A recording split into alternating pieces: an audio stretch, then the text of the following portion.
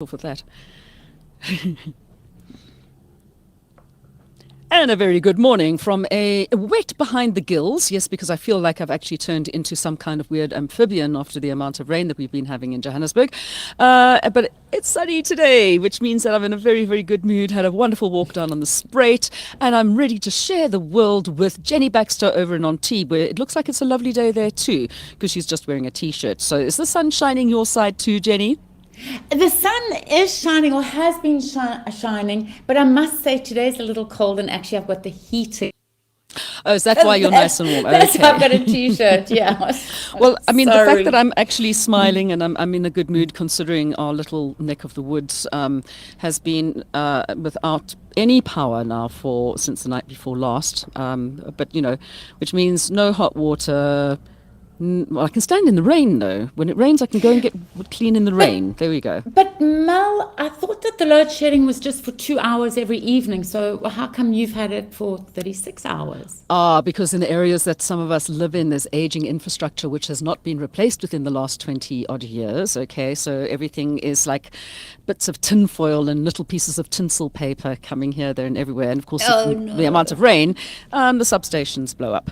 So it's one of those things that it's just another thing, as we keep on saying, TIA, this is Africa, and our world-class South African city is falling apart under our feet, literally with the potholes, but it's okay. Because today is a beautiful day and there's some fantastic things happening in South Africa, and I intend to share the joy. And huge news with NASA teaming up with South Africa this week, with SANSA, South African National Space Agency. And it's quite funny because, so they're putting in a deep ground station, which is the first in Africa. And, there's that, so they are going to be sending people to the moon. Yes. And then the moon is going to be the stepping stone to Mars. Right. And this is Artemis, who's the sister of Apollo. So South Africa Yes. used to help with Apollo in the 60s. Yes. And now, almost 60 years later, South Africa is back going to be helping again. So it's Australia, South Africa, and New Mexico. And what we'll have is these antennae that we can watch the spacecrafts forever. So NASA always has somebody watching. And everybody was saying yesterday on Twitter, but what's going to happen when there's load shedding? And it's like, oh, sorry, South Africa has lost the moon. Okay, no, but we have generators. I'm sure that there's solar power Oh, arrays. I'm Is this happening from down there by Sutherland or like Mikey's It's in Fontaine, that area? Mikey's Oh, really? Fontaine in the central Karoo, and it was so lovely. I've got to read you what the man said. So somebody from NASA was there yesterday for the groundbreaking ceremony where they actually stick a spade And in they and didn't say, even invite the space cadet to go down. I mean, really. it's crazy. He said, location, weather, and existing infrastructure make Mikey's Fontaine the ideal place to build this antenna. We really couldn't have asked for a better spot on Earth than here in South Africa, with whom we first partnered 6 decades ago to land the first humans on the lunar surface. And this time around, sorry, just to quickly finish, this time around, the person who will be the first to land on the moon in 2025 is going to be a woman, and a woman of color. So, Fantastic. yeah, Okay, she'll be the new Neil Armstrong. I know there's going to be a lot of detractors who are turning around and saying, well, they never put the people on the moon in the first place in 1969. It was all a hoax. It was done in the studio. No, it isn't. I'm like a complete obsessive when it comes to listening to The Infinite Monkey Cage with Professor Brian Cox, not the actor, but the actual professor. You have mentioned her. They have astronauts often on the show because obviously they talk about everything science, and I'm always fascinated. However, even though Billy Gibbons from ZZ Top did say to me at one stage, Melanie, when we go on the first passenger plane to the moon, you're coming with us. And I'm like, I actually don't want to. Just send me a ticket to go to America to come and watch one of your shows. That's the only kind of traveling I really want to do. Because I still have so much on Earth that I want to find out about. That going to the moon for me, I love the endeavors that they're doing. I love the science behind it. I love all of that stuff. I love that South Africa's involved in it. But for me, I would rather go down to visit Sutherland and go and have a look out of the SALT, the South African Large Telescope, and check that out and look at the moon from down here, because I'm a selenophile, but I don't really have any desire to actually set foot on it. And I was trying to remember who the astronaut was that I interviewed back in 91 on Good Morning South Africa, and I've completely gone off. It's gone. I remember I don't know when it was, but Buzz Aldrin came to Mala in South Africa. Yes. With his son, and I remember the safari guide telling me that he was wearing a shirt. I was the second man on the moon, and his son had a shirt that had "My dad was the second man on the moon." So you obviously live with it for the rest of your life. That's the wrong T-shirt for the son. My dad went to the moon, and all he brought me was this lousy T-shirt. That would have been the way to go, quite frankly. Yeah. But yeah, I mean, I would love to. I think it's one of the few places in South Africa I haven't been to, is to Sutherland, and I would love to go down there. My little daughter's been offered a job down there, which she's not going to take, and I'm thinking, oh my goodness, I would take that in a heartbeat. But she likes the bushveld and I like the desert, so there's the difference in things. Exactly. I wouldn't want to go to the moon or to Sutherland, really, because I love going places where there's lots of green and forests and waterfalls and, Yes. Which is also my happy place, but I for a desert for a little while is not a bad thing. But don't ask me to go to things like Africa Burn, because there's just too many weird people, and those are real space cadets. Anywho, what else have we got that's coming up in the way of news for expats, South Africans all over the world? Offended a bunch of people. Okay, for do you those see that people I have dilly gaff written on my forehead? Okay, you know what dilly gaff means. That's the way I see it. I don't know what it means. I'm trying to say it backwards. Do I look like I give? Yeah. I remember. Okay. What else is news? Is that what you asked me? Yes. There's lots. There's for expats, there was a message that's really worth reading from an elderly lady in South Africa who has seen her elderly friends whose families have left. Now, her message was mainly for South Africans abroad, but it was also for people everywhere, for, other South Africans, just to check in on our parents and our grandparents a little more often than we do, because you just don't know what's going on in their lives. Things are pretty tough. Sometimes you maybe left South Africa 10 years ago and you don't realize how your parent may have aged a little more, or might not be, your dad might have died, your mum's alone. They just it's just check in a little more, or get people who are in South Africa to check in a little more. I couldn't agree with you more. I mean, my mom unfortunately lives down on the south coast, so it's like quite a difficult thing, especially during COVID when we weren't allowed to travel anywhere. And of course, my brother's in Cape Town, so we do have a weekly attempt to try and talk to the mothers. Most of the time she's not interested. But what saddens me a lot of the time are the amount of times that we hear from the people who run these care facilities or retirement villages, that they're the people who are sitting there, and even when the family lives in the area, they don't even come to visit their family, their older parents. So I'm a big person, like, oh, you've got lots of traffic happening out there in the south of France today. It's a motorbike. Yes, I know. Motorbikes, it wasn't even a Ducati. It sounds like it was Japanese. That's really sad. I would imagine something at least French or Italian happening down there, but still. Back to what I was saying is that one small act of kindness, which is a group that does things for different people in different situations, but the one that they've put out at the moment is making Christmas boxes for elderly people who have nothing. So I'm going on a big mission for that, because the people that are stuck in these homes a lot of the time, as my father used to call them, God's waiting room, they're just sitting there and doing nothing, and nobody comes to visit them. And I feel dreadfully sorry for those people, and especially if they have no family. So at least you can make a difference. Even if you have children, go and visit an old age home. I mean, you cannot believe, I know that Tonya Kundeman and various other people will also go and do shows for the people at old age homes, which I really think, big ups to them, and please just pay it forwards. This is the last time that they have to do these things, so just do it. Yeah, How's that? and in Cape Town, there's a wonderful photographer, Angela Gorman. She does a Santa thing as well, where you can donate, and then she goes around with Santa boxes to all the care Fantastic. homes. So get in touch with I Angela challenge too. everybody to get involved with doing those. Right. Okay. Now on to rugby, of what we were talking about last week, of course, with AJ Fenter. Yeah, so very disappointingly, South Africa lost to Ireland. So close, it was nail-biting, 1916. But there's another chance this weekend, and it's just down the road from me. Well, it's 2 hours down the road. In Marseille, South Africa will be playing France, and it should be really exciting. It's Saturday evening, and France is currently ranked second in the world. Okay. We are ranked fourth. So, Okay. but we know Marseille.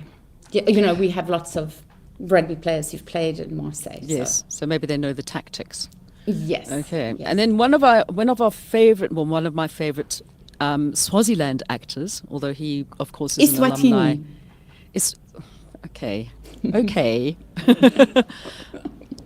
But a lot of people might not know that that's the new name these days. Okay, so one of our favorite actors who came out of South Africa, actually, because he went to university in South Africa, and he's on the same kind of alumni as people like Fiona Ramsey. What's he been up to? Richard E. Grant. So he's got a one-man show at the moment, which South Africans who saw it in London just said it's incredible, sold out. You'll laugh and you will cry. Everybody cried. And he's now in Australia and New Zealand for the month of November. So, and he's going all around Australia. I think in New Zealand he'll only be in Auckland, but Australia it's Canberra, Brisbane, Sydney, Adelaide, you know, everywhere. Yeah. And what happened is his wife passed away last year after almost 40 years together. And she challenged him to find a pocket full of happiness every single day. Just find a pocket full of happiness. And so he's made this one-man show from that. And he covers growing up in Eswatini, Swaziland, his incredible career. He's worked with some of the top actors in the world and is one of the top actors in the world himself. Yeah. And his love story with his wife and everything. But it's interesting, Mal, because I don't know if I've told you before on the show, but I interviewed him. A really fantastic interview. But it started really horribly. We landed up sitting together for an hour or two, and that was amazing. So I must just say up front, I really like him. But in the beginning, I was smoking in those days, and I knew that he didn't smoke. So out of respect, I went down the corridor, had my cigarette, and then was coming back, and he saw me, and he said, "You can't smoke in here," like before he even says hello. And I said, "No, I'm not going to. I know," and I went down. "I don't care. I'm just telling you, you can't smoke in here." And he wasn't interested. He just wanted to be the boss of me. And then I said something about South Africa, and he was like, "I am not South African," and he was just so anti. And then as the interview went on, and he realized that I wasn't his cliche braaivleis girl, as I think he called it, he warmed up then, and he was wonderful, and his stories were amazing. So. But for those of you people who have been living, sensitive. I'm sure those people who have been living on a different planet, of course, those people who believe in Artemis and who are out there with the pixies. So getting back to the earlier story, obviously, he's the guy from With Nail and I. Okay. Yes. Really great. And Game of Thrones, and he's been in a few. Yeah. Will You Ever Forgive Me? I think was a beautiful movie. Can You Ever Forgive Me? A year or two ago. Yeah. But With Nail and I, he'll always be known most for that. Yes. Okay. All right. So what news have you got in from expats, people all over the place? Well, the South Africans in Portugal were so proud because remember we spoke about there was that young kid from school going over and a lot of South Africans going over for the triathlon world championships. Well, it turns out of over 30 countries, South Africa came first. We had the most gold. I think we had 26 gold medals. That's so amazing. Congratulations to everybody. And I think a lot of them came from former Port Elizabeth. They seem to have a good running Can you say club it? Do you know how to say that name now? I do know how to say it, but I know that you're teasing, so that's why. Yeah. From Gqeberha. There we go, down in the Eastern Cape, yeah. Correct. Okay, correct. right. Now we're going to move to Bloemfontein for a while. And why are we moving to Bloem? your man J.R.R. Tolkien was born there. Yes. And I think you've said before you've been to there's a museum or something, Yes. or maybe I told you there was a picture. So anyway, he just very interestingly has become the richest dead celebrity, making the most money this year, because he just earned 9 million rand this year for the sale of Middle Earth Enterprises, which is the company that owns Lord of the Rings and what's the other Hobbit. one? It's not Game of Thrones. Oh, The Hobbit. Yeah. No, that would be George Martin. George whatever Martin, yeah. Yeah. Okay, so yeah, no, I mean, I love it. Whenever I get an opportunity, and if I'm going down to the Eastern Cape, I always pop past Hogsback, which of course is where he got a lot of his inspiration for the Middle Earth scenarios. But how did he get that inspiration if he left South Africa when he was a baby? I think he came back. Did And he? he would have gone through there, yeah. So he went through the Hogsback region, that part of the Eastern Cape, which is absolutely beautiful. Yeah, when I was in it the is hiking magical. club, we used to go down there all the time. And I mean, there used to be a little chapel inside one of the big trees there where you could go and get married. So I thought that was, but it's otherworldly. It's an amazing place, Hogsback. I always say to people, if you can, go that way. Don't even bother with anything else, just go there. Yeah. And there's a lot of bands that go and have like little festivals every now and then, so it's always worthwhile going and having a look at. Yeah. Beautiful. And then also, Yeah, staying with the literary things, of course, one of the, I'd say probably one of the second biggest sellers when it came to kind of like a series of novels that, from back in the 70s and going into the 80s, of course, after Wilbur Smith, was Bryce Courtney. And now there's something that's just happened with him, yeah? yeah, so he passed away almost 10 years ago. And his widow, Christine, has written a memoir, which is apparently really, really good. It's called Bryce Courtney Storyteller, and it charts his whole life in South Africa and Zambia and London and then to Australia. I mean, he's another person who I had an amazing interview with. We had lunch together in Brisbane. He became Australia's most successful author and actually churned out a book every single year for Christmas, in time for Christmas. And the way he would do it is he didn't plan the book. He would, every month or week, I can't remember, he would send the publisher the next chapter. So when he sent that chapter, he didn't know what his next chapter would be, but he knew that it was finished, that chapter was finished, and now he could move on to the next one. And then the story would just like develop in his head as he was going along. Were all of his Isn't books that amazing? 12 chapters long? No, I think he might have always taken at least a month or two off at the beginning of the year. He had like a little ritual. Oh, okay. Yeah, incredible guy. When we had lunch, which I may have told you, he sang some song in Afrikaans. His love for South Africa certainly never diminished, and he That's had a good. pretty tough life with his family and everything. So. I'm sure all expats feel that way, that your love for South Africa never diminishes because it is just such an amazing place. And it's always full of good news. Okay, so that's the stuff we've heard about from South Africans who are not in South Africa. But what's been happening with people in South Africa that I might not have seen because I've had no power, therefore have not been online at all, and my phone is kind of like I'm running to people's houses and charging my phone. Oh no. Well, there's a really funny video that you can see on SAPeople at the moment, which is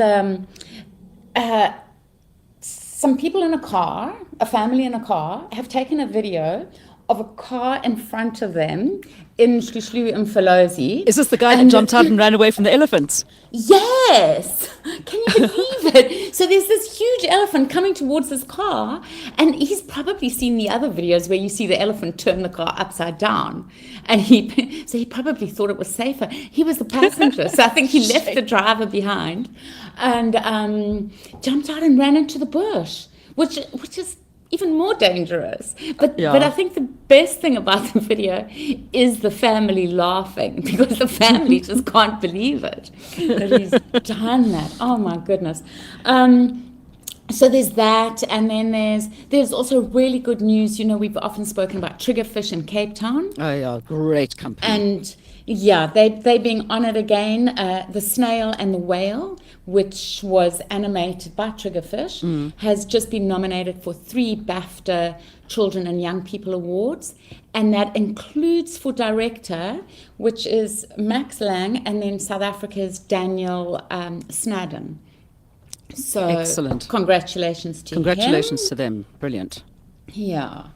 And I know you sent me a video of a guy on the side of the road begging, who had a chat with a woman, and he was having this conversation with her in like the most perfect English, homeless guy. And you were asking me, does this sound like this is actually real? And I'm like saying, well, look, I'm watching his mouth, but it looks like it's actually been lip synced afterwards, because the sound was like very weird, and it didn't sound like it was like somebody recording on a phone in the car. So what is the actual story behind that? Is this guy as eloquent as it comes across? Yes, so I still don't understand how that particular video was filmed. I don't know if they, if they made it look like it was in a studio, it looked like it was in the street, and meanwhile it was in a studio, because sometimes you can't even hear a car going past right behind him, and then other times you can, and sometimes you can't. The voice actually totally changes to like a studio quality. Yes. Yeah. So I don't know the story behind that video. However, the story of him is true, and we do have it on the site. He was a man whose parents split up, and his stepfather was pretty rough on him. His father just worshipped him. His father was wealthy, was a taxi owner. His father sent him to an Afrikaans school, had the money to do all that. And so he got this incredible education in primary school. But then when he went to high school, his father passed away. His father was murdered, perhaps assassinated. And things just went awfully wrong. And so he's this man who most people in Auckland know, because he's there kind of every day. But he says, don't judge me by the cup that I'm holding. I'm saving. I'm saving for something better. You don't. But yeah, he wants to write a book. He has a very interesting story, and his voice is beautiful. And his dream is to be an SABC presenter. So hopefully somebody hears him. Yeah, I hope so. I mean, it's also my informal recycler, they call them now, or some people just call them waste pickers. So we all take our recyclables and put them out when the pick it up are coming around, but we don't put them into our bins. And then we have these informal recyclers who come around, and they will come and get the bottles and whatever they can actually take to go and make money. And the one in our street, who's just the most amazing young man, he actually went to Parktown Boys. So we're also trying to find a way of helping him up as well. But I mean, at least he's doing something to make money. So we must never dismiss people out of hand. And that's one thing I find that people who have got big Lani cars are actually in for a dig. I don't want to talk to them. I want nothing to do with them. So because not all of them are bad. You don't know. You can't generalize. But generally, when I'm driving around my area, those people are horrid. and Mal, so in South Africa, can you still take a bottle back to a shop and get money for it, or how does that happen? I don't know. I mean, I haven't done. There used to be glass bottles, but now what they do at many of the petrol stations. is that they have these machines where you can actually take bottles and recycle them, and you can put them into the thing and they'll come and pick them up. I don't know if you get cash for that, but frankly, I'm going to put mine out for the informal recyclers because that helps them make a living. A lot of people may moan about that. They're the ones that are on those trolleys and you see them going at speed down the road with this big bag of stuff. They're fantastic. So I'm always willing to help them out because they are making an effort to make their lives better or just to make their lives happen.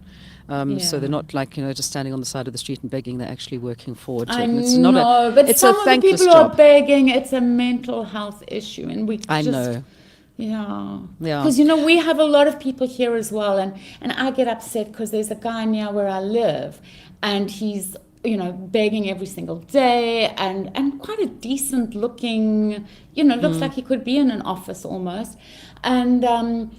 And it really upsets me because then I walk past with heavy bags and he doesn't offer to help me. And I think, but if he offered, then I would give him even more money. Exactly. But It depends now on the somebody efforts said to that me, just pray for people him. put in. But he can't. It's his mental health issue. And Yeah. I need to just go. Live and let "Please, live." God, help There we him." go. Yeah. The one thing we can help with, though, of course, is, and this is a story which has been a big problem for me over the last couple of years, because working with Network for Animals, which is an international company but spearheaded by one of David Barrett, who used to be a journalist here in Johannesburg, and he now runs Network for Animals from Cape Town. One of the stories that they were doing to try and raise money is the plight of the donkeys. Do you know that they reckon that donkeys will be extinct by 2032 at this rate? That's 10 years' time, but there will be no donkeys left on the world. And all because of their skin. Yeah. So I see that Joburg SPCA have got a thing in place. Well, they managed to rescue at least 6 donkeys who were on their way to a neighboring country to Be slaughtered, be slaughtered and have their skin cut off and sent to China or whatever. And so they saved these 6, and now if anybody in the Johannesburg area has the space and would love a donkey, you can adopt one of them from the Joburg SPCA. Is there room? Have you got a spare room for a donkey, Melanie? I don't have space for a donkey, unfortunately. It would eat all of my plants as well, which would be problematic. No, where I live, it's like a tiny little property. There's no ways I could have a donkey. But if I still had a farm that I had horses on, then I would definitely take a donkey. But let's put that story out and about because we really need to do something about donkeys. Yeah, for sure. Okay. For sure. And then another really good news thing, which so many expats were so proud of, is the acting CEO of SA Tourism did a great piece that we published all about South Africa's world-class film industry at the moment. And right now you can watch Black Mirror, The Woman King, The Kissing Booth, and they're all filmed in South Africa because it's very cost effective. It's a lot cheaper in South Africa, whilst at the same time making hundreds of millions for South Africa and employing people.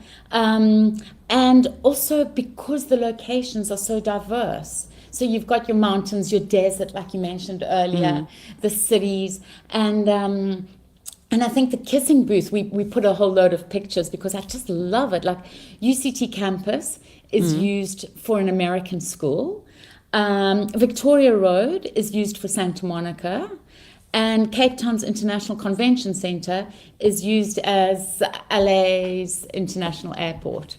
Oh, okay. So, yeah, and so a lot of expats were writing from different parts of the world saying they just love it when they're watching adverts or movies, and they'll be like, I know that road, I know that mountain, and they recognize South Africa. And the one person said that her neighbor is actually a scout in London who is constantly finding new spots in South Africa to film adverts in.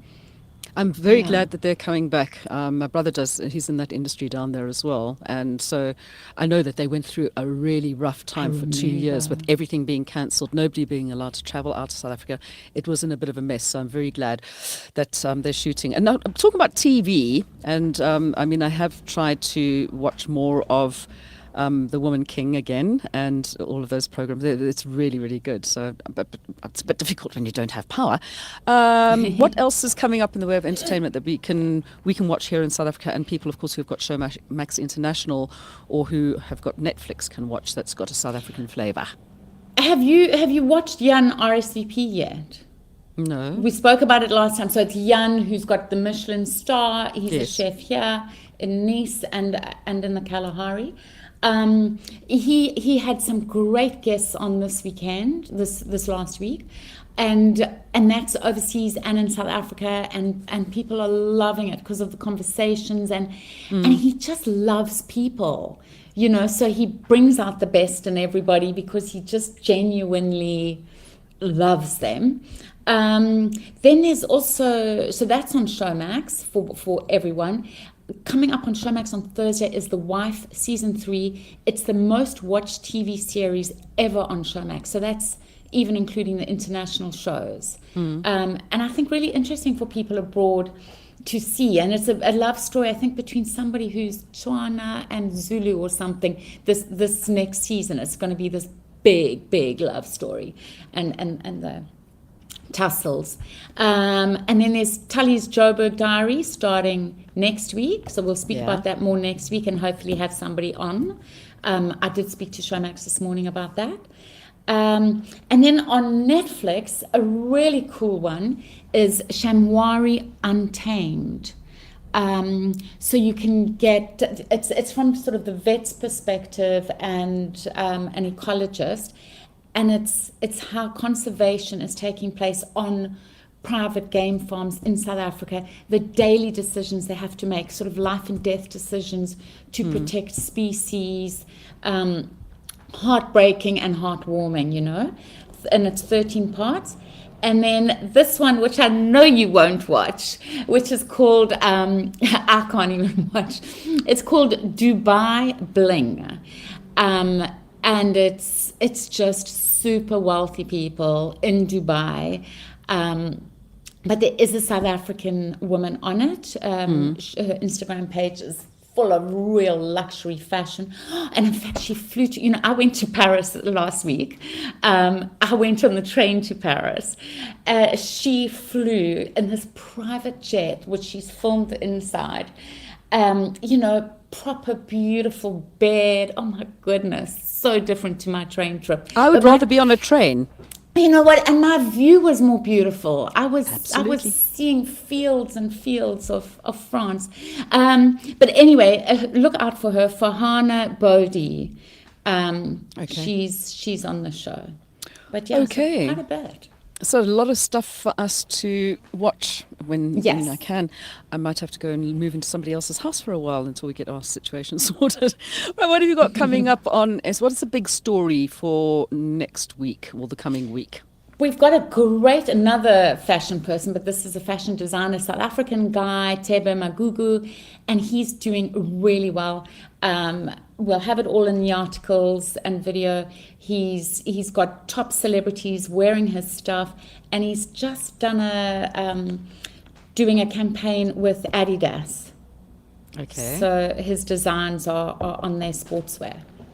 Fantastic. So we've got that, and then just if anybody's interested, we will have details on this because I must mention it because I think the closing date is the 21st of November.